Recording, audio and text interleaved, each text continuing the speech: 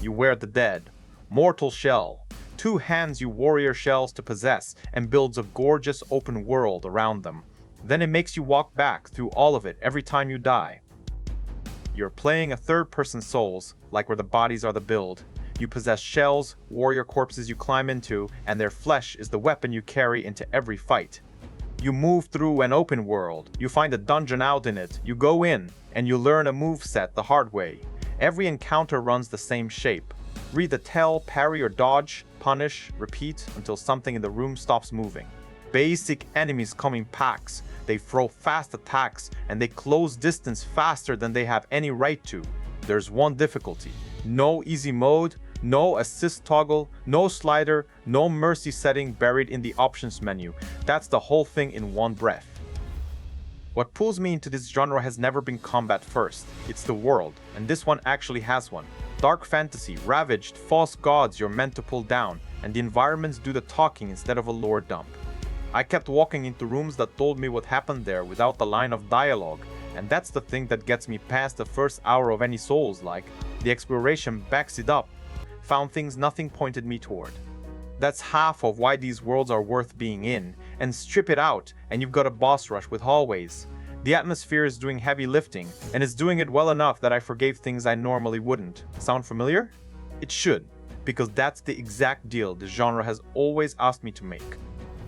Now, the combat. It feels different from the first game in a way I didn't expect, and the difference is weight.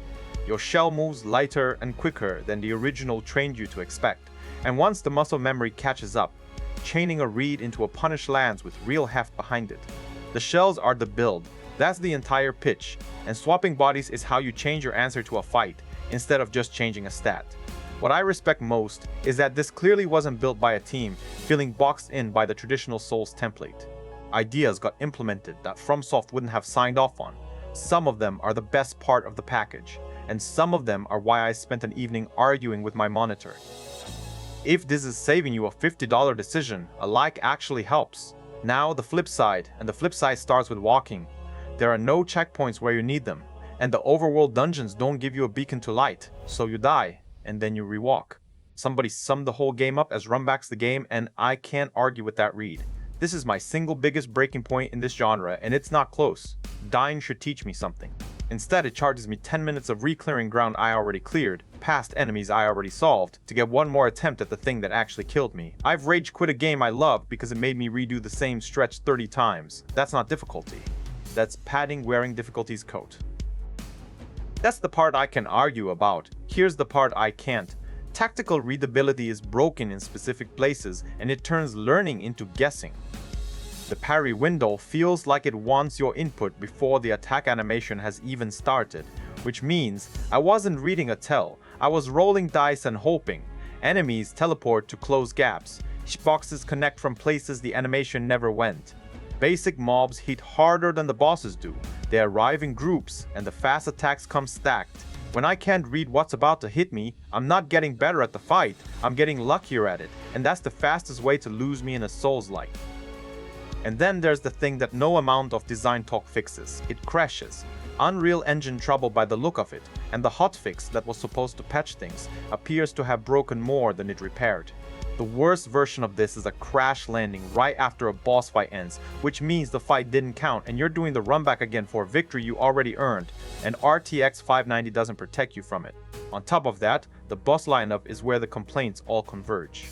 Boss designs land weaker than the regular enemies you fight to reach them, which is backwards. And there's a meme streak in a few of them that undercuts the atmosphere the rest of the game worked to build. The last boss that made me pause between phases just to step away and cool down was Millennia. Nothing here got close to that, and in this genre, that matters more than any other single thing. You should get this if atmosphere and exploration are the reason you play Souls-likes at all, because on that axis, it's above average, and it knows it. Get it if you want a combat system with actual weight, and you're willing to eat a rough learning curve to find it.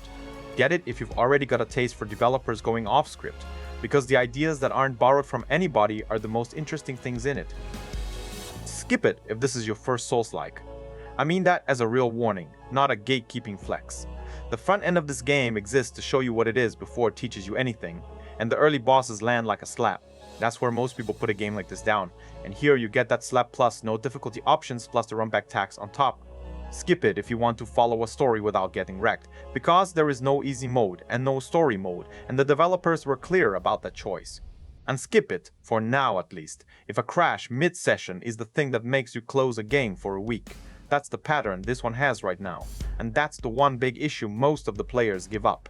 That should be fixed early as possible for game's sake. So should you actually put $50 on this? One thing decides it, and it's not the combat or the world. It's whether repetition is a cost you're willing to pay. If re-walking the same stretch after every death registers as part of the deal, then this is a buy for me, and it's a buy at full price rather than a wait, because the atmosphere and the exploration are the strongest they've been in this series, and I'd rather be in that world now than in 6 months. If that repetition reads as wasted time, everything good in here gets buried under it and no patch schedule is going to change that for you. There's a demo on Steam, use it, and not to decide whether you like the combat. Use it to find out whether it runs on your machine and whether the runbacks make you want to throw something. One more honest thing, because I'd rather say it than have you find it yourself. I'd buy this for the middle of it. The exploring, the world, the stretch where the parry finally clicks and you stop dying to trash mobs. I'm not going to promise you a finale that pays all of it off, because bosses are where a Souls-like ending has to live, and bosses are exactly where the criticism keeps landing. Go in for the arc, not for the last hour. For me, finishing a Soul game kind of not necessary even the story is great. I mostly love being part of that world. Shipping a Souls, like in 2026 with no checkpoint density, no difficulty options, and dungeons that don't let you set a beacon, isn't a vision. It's a decision that cost this game an audience. It didn't need to lose, and the runbacks are padding, not challenge. For me, this is the biggest reason for some players give up, and that's totally understandable. Souls players are mostly know there will be a punishment, but runbacks, it is more about 2811 Souls idea. So where's your line on this? How many times do you redo the same corridor before you close the game for good? And did the world here buy the developers enough goodwill to get past your number? Straight answers on games worth your money. See you in the next one.